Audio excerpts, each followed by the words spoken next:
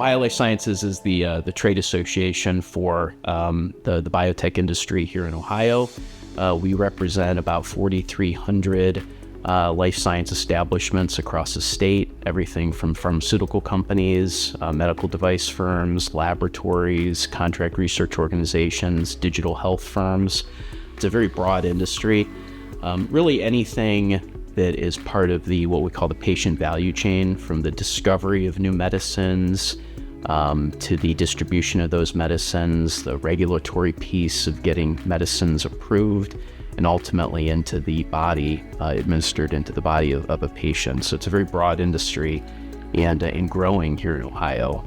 The life sciences industry here represents about $7 billion in economic impact. It employs about 60,000 people across the state and pays an average wage of about $95,000, which is much more than the median income here. So it could be a great industry to be a part of, and we're very proud to represent an industry that is literally saving lives. All of our companies are working to create life-saving treatments, which is pretty special. So we're very excited about the investment that Sarepta Therapeutics has made in Columbus. They are a pharmaceutical company specializing in rare disease from Boston. And through a partnership with Nationwide Children's, ended up putting up a big investment for an R&D facility at Easton. So they got about 155,000 square feet of R&D space at Easton right now, and we'll be employing about 300 people at some point. So it's a tremendous investment, and that facility alone is going to create a lot of momentum when it comes to new treatments for rare diseases across the globe. Amgen is another huge brand that is now here in Central Ohio. An amazing facility, a $400 million investment, employing 400 people. It is one of their most sophisticated facilities in the entire company.